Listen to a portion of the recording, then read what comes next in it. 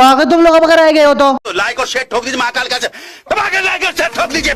मुझे पता है 10 दिन हो चुके हैं, 10 दिन के बाद वीडियो आ रही है, पर मैं वीडियो के मेन पहलू की ओर जाने से पहले मैं तुमसे कुछ बातें कहना चाहूंगा। तो देखो, मेरा सेकंड चैनल है फ्यूरियस रोनू नाम से, मेरा रोस्ट चैनल है और उस पर तुम्हें 20 या 21 वीडियो अपलोडेड मिल जाएंगे अलग अलग और मजेदार रोस्ट टॉपिक्स पे। और उस चैनल पे मैंने अभी 3-4 दिन पहले एक वीडियो डाला है जो कि बहुत ज्यादा अच्छा बना है, तुम्हें जरूर देखना चाहिए। तो उस चैनल का लिंक मैं डिस्क्रिप्शन बॉक्स में दे दूंगा। इस वीडियो का अंत होने के बाद उस चैनल को भी विजिट करना, वहां के वीडियोस देखना, तुम्हें मजे आ जाएंगे। और पसंद आए ना तो बिना सब्सक्राइब किए वहां से चले मत आना इधर। और जैसे कि मैंने अपनी पिछली वीडियोस में भी कई बार बोल रखा है, बार बार बोल रखा है कि यार तुम मेरे इंस्टाग्राम पे आ जाओ यार, फॉलो करो, वहां पे भी सपोर्ट दिखाओ ना। और मैंने जैसे बोला था कि 500 फॉलोअर्स कंप्लीट होने के बाद मैं अपने इंस्टाग्राम पे Q&A करूंगा, तो जल्दी से जल्दी यार प्लीज, अगर फॉलो नहीं कर रखा हो फॉलो करो और 500 फॉलोअर्स जल्दी से कंप्लीट करा दो। फिर वहां पे एक मजेदार Q&A सेशन होगा। और इस वीडियो पर मैं तुम्हें एक छोटा सा काम दे रहा हूं, तुम लोगों को मिलकर जल्दी से जल्दी इस वीडियो पे 500 लाइक्स और 250 कमेंट्स पूरे कराने। तो भीख मांगने की प्रक्रिया का समापन करते हुए शुरू करते हैं बिना किसी बकचोदी के। तो भैया वीडियो के थंबनेल और टाइटल को देख के तुम्हें अंदाजा तो पड़ ही गया होगा। तो सबसे पहले हम बढ़ते हैं सुपर सैयन 20,000 की पावर्स और एबिलिटीज के ऊपर। पर इससे पहले इस प्राणी की पावर्स और एबिलिटीज के ऊपर हम जाएं, मैं तुम लोगों को इसका थोड़ा इंट्रोडक्शन दे देता हूं। तो ये ड्रैगन बॉल फ्रेंचाइज का एक fan made non canon character है, जिसे हमने सबसे पहले यूट्यूब पे अपलोडेड एक फैन एनिमेशन के अंदर देखा था। और एक बात मैं पहले बता दूं, ये जो मैं वीडियोस बनाता हूं, सबसे पहले तुम्हें पता ही होगा, मैं हर वीडियो में बोल चुका हूं कि मैं भी तुम्हारी तरह एक फैन ही हूं यार। यहाँ पे कोई ऑफिशियल अनाउंसमेंट नहीं चल रही है, मैं तुम लोगों के लिए वीडियो बनाता हूं ताकि तुम्हारा एंटरटेनमेंट हो सके और मुझे तुम लोगों के लिए वीडियो बनाना अच्छा लगता है। तो भैया कृपया करके ऑफेंड बिल्कुल मत होना। तो अपने सुपर सैयन 20,000 के पास जितनी भी पावर्स और एबिलिटीज मौजूद है ना, वो गॉड लेवल के हैं यार। अब देखो, ये बात तो पक्की है, जो अपना सुपर सैयन 20,000 है वो ओमनीपोटेंट है, पर वो ट्रू ओमनीपोटेंट है या नहीं, ये बात अभी तक हमें कहीं पर भी देखने को ऑफिशियली कंफर्म वगैरह कुछ भी नहीं हुई है। यहां तक नेट पे भी इसके बारे में कोई भी जानकारी या इंफॉर्मेशन मौजूद नहीं है। और तुम्हें पता ही होगा, जो अपना सुपर सैयन इन्फिनिटी है उसको अपन ने माना था उसकी पावर्स और एबिलिटीज के बेसिस पर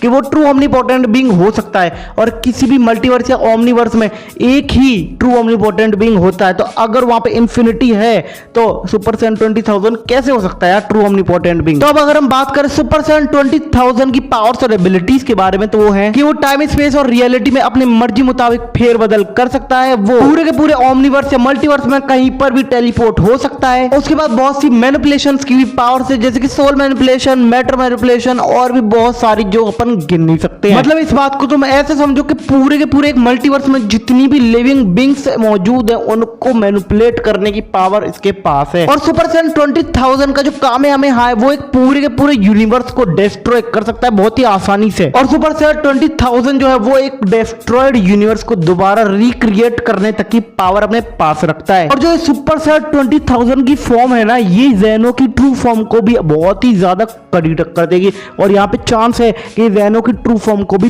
पेल के रख दे। और हमने यूट्यूब पे अपलोडेड उस फैन एनिमेशन के अंदर ये बात भी नोटिस की थी कि सुपर सैयन इन्फिनिटी को देखकर जो सुपर सैयन 20,000 है ना, वो बिल्कुल भी ना ही तो हैरान हुआ था, ना ही उसके चेहरे पर खौफ था, बल्कि उसके चेहरे पर एक मुस्कुराहट थी, जैसे वो कहना चाह रही हो कि सुपर सैयन इन्फिनिटी उसका कुछ नहीं बिगाड़ पाएगा, या फिर उसके पास कोई सीक्रेट और बहुत ही ज्यादा पावरफुल अटैक या हथियार मौजूद है सुपर सैयन इन्फिनिटी के लिए। तो ये तो बात हो गई सुपर सैयन इन्फिनिटी की पावर्स और एबिलिटीज के बारे में। तो अब बढ़ते हैं मास्टर्ड अल्ट्रा इंस्टिंक्ट गोकू की पावर्स, एबिलिटीज और वीकनेस की तरफ। तो देखो, ये बात तो सबको पता ही होगी कि जो गॉड लेवल की फॉर्म है मास्टर्ड अल्ट्रा इंस्टिंक्ट और अल्ट्रा इंस्टिंक्ट, इसको हम टेक्निक भी बोल सकते हैं। और एंजल्स की टेक्निक होती है, यानी गॉड्स, एंजल्स और गॉड ऑफ डिस्ट्रक्शन जैसे पावरफुल शख्स इस टेक्निक का यूज कर पाते हैं और हर कोई इस टेक्निक का यूज नहीं कर सकता। और ये हमें देखने को मिली थी टूर्नामेंट ऑफ पावर के वक्त, जब जिरिन जो है वो गोकू पर लड़ते वक्त हावी हो रहा था। और फिर जब गोकू ने पहली बार इस फॉर्म का यूज किया तो मुझे तो गूज़बम्स आ गए थे। और तो और ये जो फॉर्म है ना अल्ट्रा इंस्टिंक्ट और मास्टर्ड अल्ट्रा इंस्टिंक्ट, तो जो गॉड ऑफ डिस्ट्रक्शन होते हैं ना अलग अलग यूनिवर्सेस के, वो भी यार इस टेक्निक को मास्टर नहीं कर पाते। पर गोकू ने यार जिरिन से लड़ते वक्त वहां पे कंडीशंस इतनी सीरियस थी कि 10 से 15 मिनट के अंदर इस टेक्निक को पाया गोकू ने और मास्टर्ड भी कर लिया।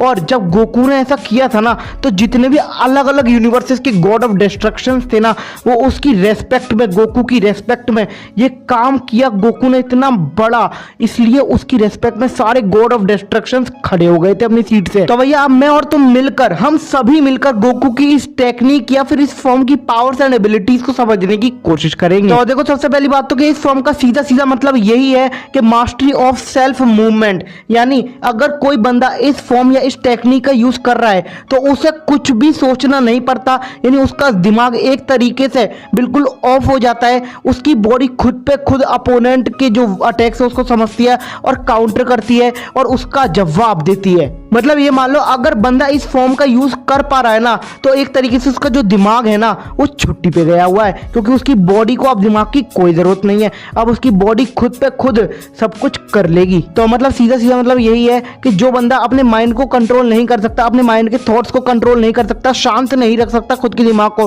वो इस फॉर्म को अचीव नहीं कर सकता है, इस टेक्निक को नहीं सीख सकता है। तो देखो भैया अब हम बात करेंगे कि टूर्नामेंट ऑफ पावर के वक्त की जो मास्टर्ड अल्ट्रा इंस्टिंक्ट फॉर्म थी या टेक्निक थी, और अभी एट प्रेजेंट जो मोरो आर्क खत्म हुआ है और जो ग्रेनोला आर्क चल रहा है, इस वक्त 2 साल के अंतर या 3 साल के अंतर के बाद जो मास्टर्ड अल्ट्रा इंस्टिंक्ट फॉर्म है गोकू की, उसमें कितना चेंज आया, कितना ज्यादा इंप्रूव किया है गोकू ने उसको। तो टूर्नामेंट ऑफ पावर के वक्त गोकू ने जितनी भी बार इस टेक्निक का यूज किया था ना, वो बिल्कुल 0% स्टेमिना, 0% पोटेंशियल, जब बिल्कुल गोकू थक हार जाता था, एग्जॉस्ट हो जाता था, जब उसमें सुपर सैयन तक में बदलने की पावर नहीं रहती थी ना, तब उसका अल्ट्रा इंस्टिंक्ट आके उसको जिरिन के या फिर किसी भी बड़े खतरे से बचा लेता था।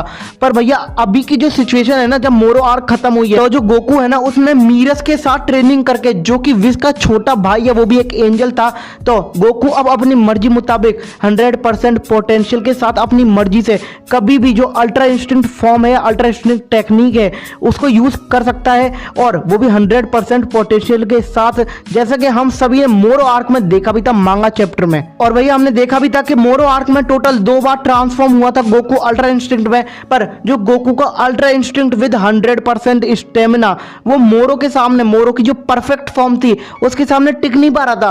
पर जैसे ही गोकू ने मास्टर्ड अल्ट्रा इंस्टिंक्ट फॉर्म को अचीव किया अपने दिमाग को शांत करने के बाद, मास्टर्ड अल्ट्रा इंस्टिंक्ट फॉर्म के सिर्फ एक पंच ने मोरो को अपने घुटनों पर ला दिया था, और मोरो जो है ना वो मौत की भीख मांग रहा था। और भैया इतनी ज्यादा पावरफुल है ना ये फॉर्म या ये टेक्निक मास्टर्ड अल्ट्रा इंस्टिंक्ट, कि गोकू ने जब पंच मारा था ना मोरो को, तब जो विश और बीरस जो कि गॉड ऑफ डिस्ट्रक्शन और एंजल जैसे लोगों को भी अपनी आंखें बंद करनी पड़ी थी, बल्कि वो काफी ज्यादा दूरी पे खड़े थे गोकू से।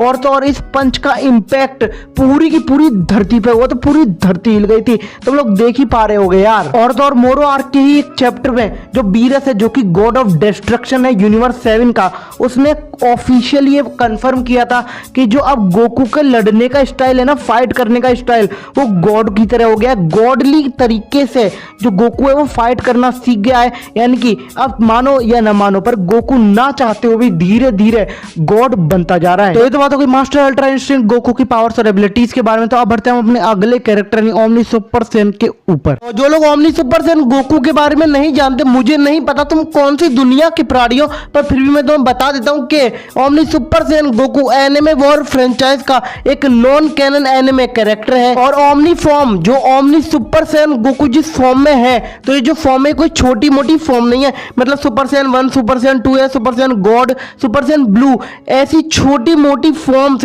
इसके आगे अड़ती भी नहीं है। ये एक पूरी की पूरी गॉड लेवल की फॉर्म है, बहुत ज्यादा ऊपर लेवल की फॉर्म है ये, जिसकी पावर्स और एबिलिटीज बहुत ज्यादा खतरनाक और बहुत ज्यादा अमेजिंग तुम कह भी सकते हो। मतलब जो बंदा इस फॉर्म के अंदर है या इस फॉर्म का यूज कर पा रहा है ना, वो गॉडली पावर्स और एबिलिटीज को यूज कर सकता है अपोनेंट के खिलाफ, जो कि बहुत ज्यादा बड़ी बात है। और अब अगर हम बात कर ले गोकू की कुछ खास पावर्स और एबिलिटीज की, जो कि ओमनी सुपर सैयन फॉर्म के अंदर गोकू यूज कर सकता है अपोनेंट के खिलाफ, तो वो है God level strength, universe creation. और आज के इस वीडियो में हम ये मानते चल रहे हैं ओमनी सुपर सैयन जो गोकू है ना हमारे पास, उसने अपनी बॉडी पर से हर एक लिमिटर को हटा दिया है। यानी कि अब उसकी बॉडी पर एक भी लिमिटर नहीं है। इसका सीधा सीधा मतलब ये यही है कि ओमनी सुपर सैयन गोकू की अब बॉडी पर एक भी लिमिटर नहीं है, तो उसकी पावर्स और एबिलिटीज की भी अब कोई भी लिमिट नहीं है, वो लिमिटलेस पावर का यूज कर सकता है। और अब जबकि गोकू की बॉडी पर एक भी लिमिटर नहीं है, तो वो टाइम स्पेस और रियलिटी तक को अपने मुताबिक चेंज कर सकता है या रियलिटी रैपिंग भी कर सकता है वो। और तो और अब जो गोकू है उसकी बॉडी पर एक भी लिमिटर नहीं है, यानी अब वो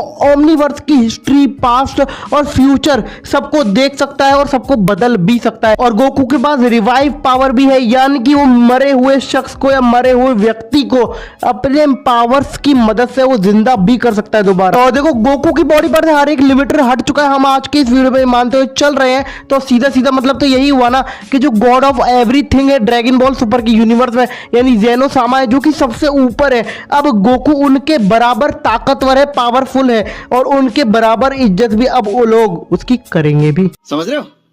समझ रहे हो? समझ रहे हो ना?